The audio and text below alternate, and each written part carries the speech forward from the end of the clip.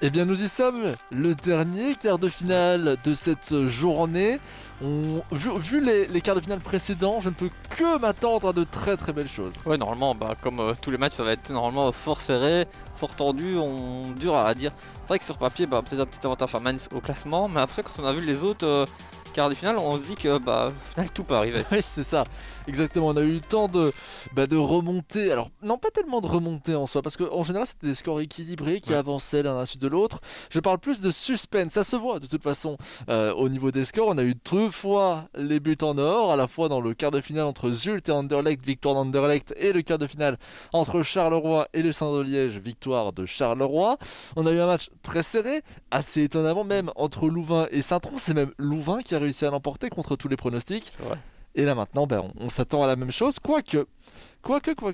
Et là, je suis d'accord avec toi. Je pense que Courtrai devrait tirer son épingle du jeu. Oui, je pense que vraiment, Courtrai est un petit peu supérieur dans ce match. J'ai l'impression que les deux joueurs s'améliorent d'année en année, mais il y a quand même, je pense que Mainz est un cran au-dessus du Zenit. Mais vu les 3 matchs précédents, la barre est haute en termes de suspense, d'attente pour nous, de voir un magnifique match, de voir des actions extraordinaires, des gestes superbes. Bref, on veut que du bonheur. Ouais. C'est vrai qu'on a quand même hâte d'en découdre, justement, pour connaître ce 4e demi-finaliste. Et oui, tout à fait, celui qui rejoindra Anderlecht durant sa demi-finale. Pour rappel, on sait que Louvain affrontera Charleroi durant l'autre demi-finale. Ouais. Surtout que c'est quand même... Courtrai, c'est quand même la meilleure défense de la phase régulière. Ce n'est pas rien. Avec seulement 12 buts encaissés lors des 17 rencontres, c'est très très peu. Niveau attaque, c'est similaire. Même si on dit que Mainz ne marquait pas énormément, au final il a quand même inscrit 32 buts en 17 rencontres, c'est un petit peu moins de 2 buts par match. Et en face de lui, Antwerp qui n'avait pas marqué énormément en plus, seulement 35 buts. 32 buts, ça reste plus que le nombre de buts marqués par Zulte Waregem qui était premier au classement général. Ouais, c'est quand même la 4e meilleure attaque. Ouais. Enfin, la 5e, pardon. Il a une meilleure différence de but que lui d'ailleurs, mais c'est assez pertinent ce que tu dis et ça rejoint un élément qu'on a cité durant ces quarts de finale déjà, c'est le fait que Mainz s'est vraiment amélioré. Et c'est le cas durant chaque année. Chaque année, il revient avec un meilleur niveau de jeu, il arrive à combler ses faiblesses, améliorer ses forces. C'est aussi la meilleure défense du championnat. Oui, c'est vrai.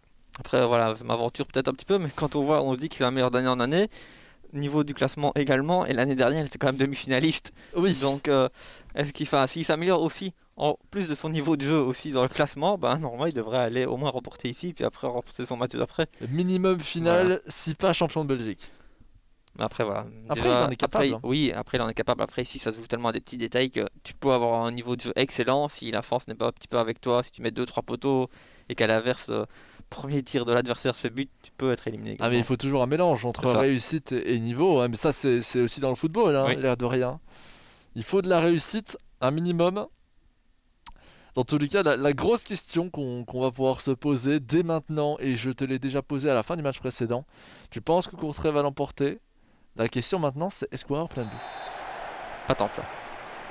Parce que d'un côté, on a quand même, certes, un Courtrai qui marque plus de buts, mais qui défend très bien, donc en théorie, il ne devrait pas en encaisser beaucoup, et un Antwerp très offensif, finalement, très bon techniquement. Oui, je pense que vraiment la clé du match, ça va être si l'Antwerp arrive à marquer rapidement, ça va ouvrir le match, mais si genre après 20 minutes ou autre, c'est toujours 0-0, Courtrai, c'est bien, il aime bien fermer le jeu, donc ça risque d'être très très compliqué pour Zenit. Antwerp, deuxième pire défense de ce top 8, derrière le Standard. Ouais. Donc ça, c'est aussi un élément à prendre en compte. C'est pour ça que, honnêtement, si on regarde uniquement la différence de but, c'est pas compliqué, un Courtrai devrait l'emporter, parce que avec quand même 20 de différence de but, c'est la 3e meilleure différence de but de ce championnat, face à un Antwerp qui n'était qu'à 8, avec 35 buts marqués pour 27 encaissés. C'est vrai qu'il a encaissé quand même assez facilement à Zenit. Ouais. Mais il a de grosses qualités offensives, et c'est là-dessus qu'il va devoir jouer. C'est peut-être déjà le cas ici avec l'Amkelg. Attention, ne vous faites pas avoir, ces deux équipes qui sont en blanche et rouge, Évidemment, ça va être compliqué pour vous peut-être. Actuellement, Courtrai est en rouge, l'Antwerp est en blanc. Ouais. Ça se voit aussi. Enfin, je trouve quand même que même s'il est rouge, le maillot de Courtrai est très facilement dissociable. Ouais, c'est vrai. Attention à aller chercher l'aile droite avec Okensi. C'est pas mal, mais on va devoir revenir en retrait. Difficile de créer quelque chose. C'est pas son style de jeu aussi. Il n'a pas changé son style de base, la possession, la construction. Ah, c'est un match assez spécial pour le moment. Enfin, c'est dur à dire. J'ai du mal à dire s'il est ouvert. Enfin, t'as des occasions. Voilà la réponse. Voilà la réponse, Xavier. Le petit bridge qui permet d'ouvrir le score 1-0 pour Courtrai. Ça rejoint un peu les pronostics cités auparavant. Après, il va falloir encore confirmer. Ouais. Parce qu'un but, ce n'est pas encore assez. Après, avoir encaissé l'ouverture du score contre Mans, c'est quand même compliqué après pour finir. C'est difficile. Imaginez, mais je reviens sur cette stat, mais elle est particulièrement parlante. En n'ayant encaissé que 12 buts, 12 buts en toute une compétition, donc en 17 matchs. Ouais, c'est énorme. Il n'encaissait même pas un but par match. C'est ça. Et on sait que c'est le joueur de joueur et il a raison de le faire. S'il faut faire tourner pendant 20 minutes, il fera tourner pendant 20 minutes. Pendant 20 minutes, aucun doute. Évidemment, pour le suspense, pour la beauté du football, ce ne sera pas la plus belle chose qu'on ait vue aujourd'hui. Mais malgré tout, ce sera aussi de la faute de l'Antwerp qui ne presse pas assez face à un joueur comme celui-ci. C'est ça. C'est l'Antwerp qui a justement le ballon ici. Dame Kelze, après il reste un match aller. Match aller-retour. On est qu'à 18 minutes de jeu maintenant sur les 180 en tout. Il y a le temps. Hülkenrode pour Haroun. De Sar. Lukaku Haroun. Alors on fait tourner, mais Mans très très bas évidemment. On attend la faille qui est potentiellement, qui n'arrivera potentiellement jamais. Il est capable, on peut le dire, il est capable Mans de ne pas encaisser durant tout le match, voire même les 180 minutes. Ouais, ça, parce que ici, même si l'Antwerp avait le ballon, ils faisaient tourner le ballon de ce truc, mais à la limite, les joueurs de Mans n'avaient même pas besoin de bouger. Non, c'est vrai. C'est très vrai ça. Corner. Qui va être joué second poteau visiblement, ou peut-être à la rémoise. Non, ce sera second poteau. Ça va arriver sur une tête de Courtrai, ça. Ouh, pas mal. Balam aussi. Avec Sissoko. Et finalement, on revient en arrière. Avec De Waal. Mais c'est toujours difficile, évidemment, cette position. Face à un joueur très défensif. Il sait que le plus dur a été fait pour Mans. Alexander Zimet. Oui. La question va être, est-ce qu'il a préparé une telle situation? En tout cas, j'ose espérer pour lui qu'il l'a préparé, parce qu'il faut essayer de parer à toutes les éventualités, et c'en était une. Haroun, avec Herkens, et à droite il y a une profondeur, elle ne sera pas donnée. C'est vrai, en fait le problème là-dedans, c'est que nous, évidemment, il faut parfois des profondeurs comme celle-ci, mais elles sont souvent loin du porteur du ballon, c'est parce qu'on a l'occasion de balader nos yeux un peu partout. Ce n'est pas spécialement le cas pour eux, parce qu'ils doivent avant tout se concentrer sur celui qui a le ballon et jeter des coups d'œil, mais parfois c'est très peu visible. C'est vrai que c'est pas toujours visible. Après, des fois, même si c'est pas visible, à force de connaître un petit peu les mouvements par défaut des joueurs ou autres, si t'as vraiment pas de solution, tu dois la tenter. C'est vrai. Pas tout le temps, évidemment, parce que chaque perte de balle c'est quand même dangereux, mais si t'arrives vraiment pas à trouver la solution, tu dois essayer des fausses. Et c'est là qu'on voit une des qualités principales de joueurs comme Shadow ou comme Didista. Oui. Ses facultés offensives. Deman. Pour l'instant, ne vous étonnez. Oula, par contre, ça c'est. Ouf! C'était pas loin de créer un danger très très fort. On sent le bloc de l'Antwerp qui est plutôt haut. Donc, ça, c'est une bonne nouvelle pour les fans anversois. Ça veut dire que Manse ne va pas être laissé. On va pas laisser Manse se balader sur le terrain. Ouais, il y a du pressing, mais peut-être pas suffisant en fait. Pas encore à ce stade, Xavier. On va épuiser nos joueurs. Ouais, ça, après. Si on voit quand même qu'il essaye, mais Mans peut quand même faire tourner assez facilement. Et on fait un deuxième bridge. Ça a bien réussi une fois, ça va peut-être réussir deux fois. Badam aussi qui a tenté les passements de jambes pour aller prendre un peu T'as vu de ici, revers. Mans essaye un peu plus le bridge. Avant, on voyait plus la double talonnade pour la phase régulière. Ici, il change de veste. C'est vrai. C'est vrai, je me rappelle qu'on avait même cité pendant un match chaque double contact qu'il faisait. Ouais. C'est un geste qui fonctionne très bien de manière générale. Lukaku sur les gauches qui déborde bien, mais qui va devoir revenir en arrière pour aller chercher De Sar. Haroun, justement, en voici une. Boya Lukaku, l'âme calissée, c'est pas mal. C'est même très bien, mais De Waal va défendre. Première incursion de l'Antwerp où j'ai senti qu'il y avait un petit danger. Ouais, les relances du pied avec le gardien du côté de Courtrai, c'est quand même assez mauvais là. 2 relances, 2 ballons rendus à l'Antwerp. On veut jouer la contre-attaque peut-être, tu penses? Je sais pas, parce que les relances sont pas forcément très puissantes, donc toi, il les envoie pas très loin non plus, donc peut-être mauvais fond. En plus, c'est souvent des relances dans l'axe. C'est toujours, ce qu'on dit toujours au foot, c'est ne jamais relancer dans l'axe. Et c'est vrai que même il se met en danger bêtement, parce que 2 relances ratées, c'est 2 fois l'Antwerp qui récupère le ballon et qui peut se créer des occasions. C'est vrai, et c'est la fin de la première mi-temps. Pour l'instant, un score à l'avantage de Courtrai sur la seule vraie occasion aussi qu'on a pu vraiment citer dans cette partie. Gano, un tir, un but, c'est relativement clair et précis. Est-ce que cette stat va évoluer? C'est bien difficile de le savoir, hein. Vraiment là c'est wow. Possession extrêmement équilibrée, un tir à 0, un but à 0, un tir cadré à 0. On Ouais. peut dire qu'il s'est passé qu'une seule chose. C'est ça, mais en fait, je pense que Mans a pris le jeu à son compte, il avait une longue position, il a fait la différence, il a inscrit ce premier but, et puis après, il a géré. Il a laissé finir l'Antwerp, et il s'est pas mis en difficulté. Dès qu'il récupérait le ballon, il faisait tourner, à part ses relances avec son gardien délicate, mais sinon, voilà, il garde le ballon. Il n'y a pas un gros pressing du côté de l'Antwerp, donc il est assez calme, Mans, là. Mais il a même très bien réalisé son coup pour l'instant parce que Ouais. certes il y a eu des erreurs de dégagement. Mais à part ça, il a pas fait d'erreur. Mais à part ça, non, vraiment pas. En tout cas, pas d'erreur majeure. Les erreurs mineures, il y en a dans chaque match. Sinon, les matchs seraient quand même vachement chiants. Gerkens, Ampoma, Verstraat. Et maintenant Sec. Un autre Sec, hein, évidemment, par rapport au match précédent.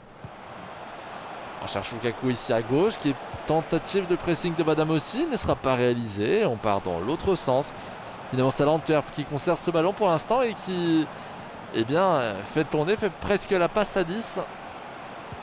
Ruud, Lukaku, le petit bridge. On va essayer de l'autre côté maintenant. Avec ce scoop turn, finalement non. On recherche de ça et on va faire de nouveau le tour. Non, ce sera pas pour cette fois. Haroun, Bota avec Ruud. C'est pas mal ce tir taclé par Rougeau. Ouais, la première vraie occasion pour l'Antwerp. Et encore. Et encore, je trouve Voilà, que... un tir déclenché. Oui, c'est ça. Je suis d'accord.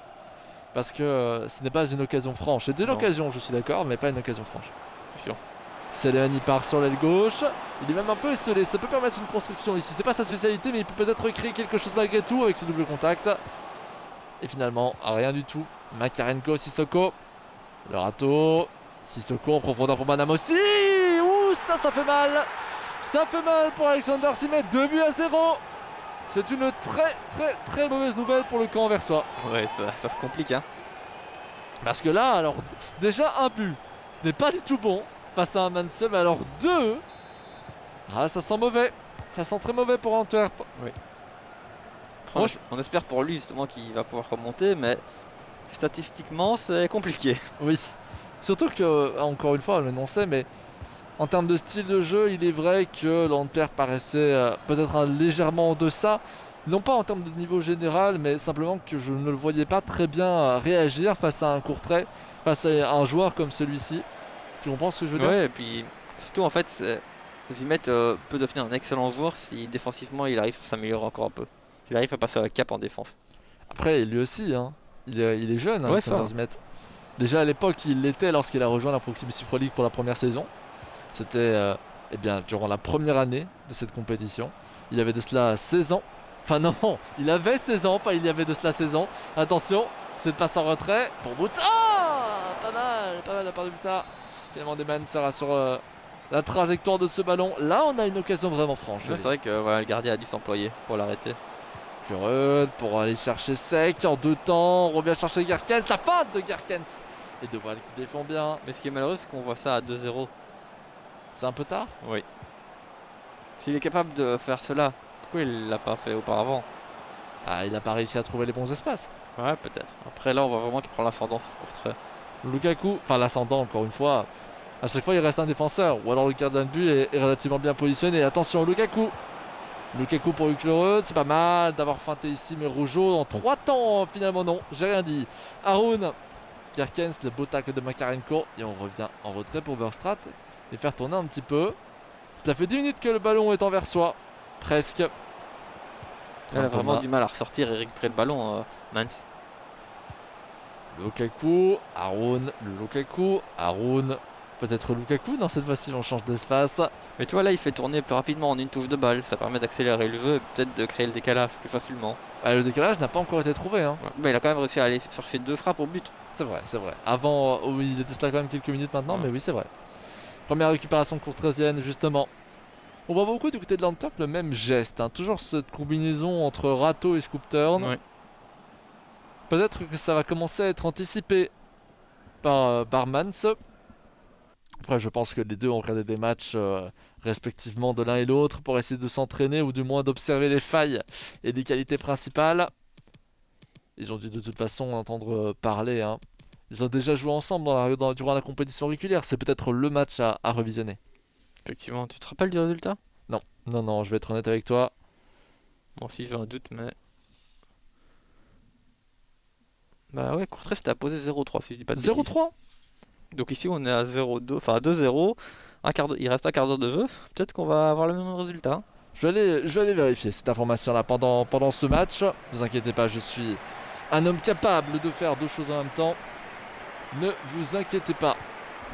Verstraat, Gerkens, Ampoma. Et maintenant on revient en retrait vers Gerkens. On fait tourner ce ballon probablement. De Pau lance la profondeur. Non, il ne la donnera pas. Miyoshi qui vient tout fraîchement de rentrer. C'est peut-être ça qui peut créer le danger, Xavier. C'est vrai que un joueur frais peut peut-être faire la différence. Hein. De Sar lance une jolie profondeur pour Miyoshi.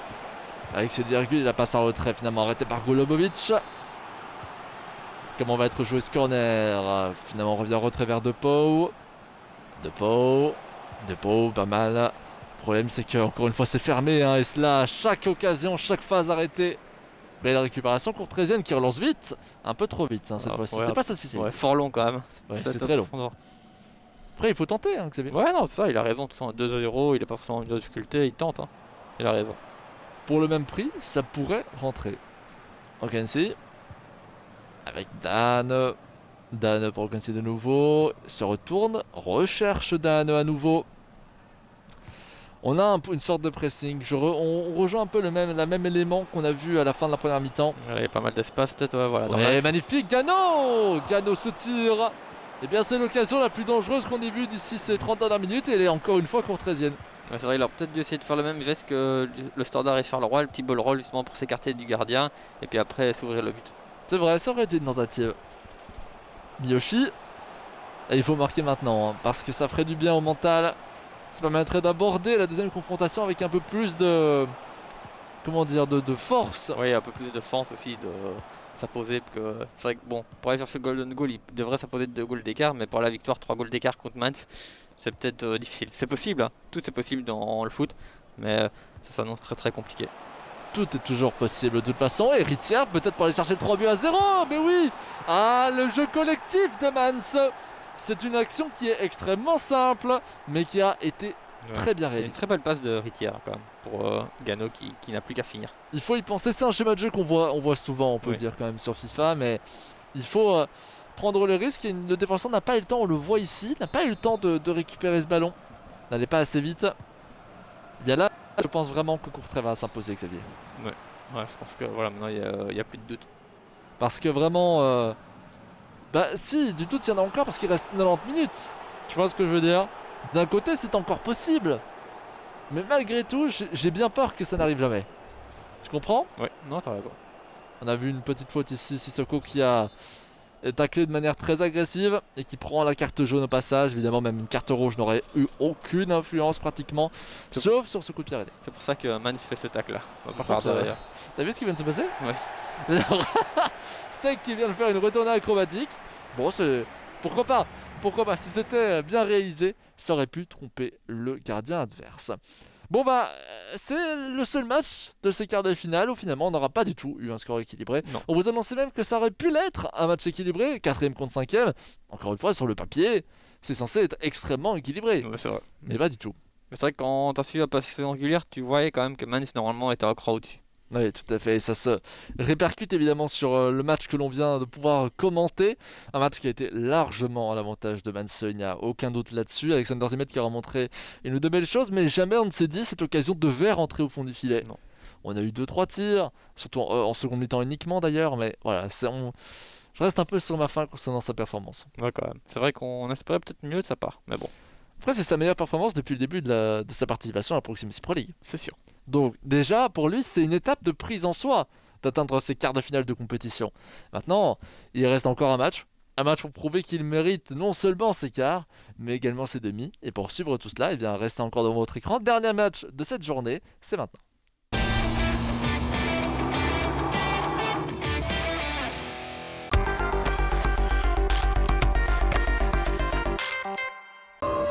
PlayStation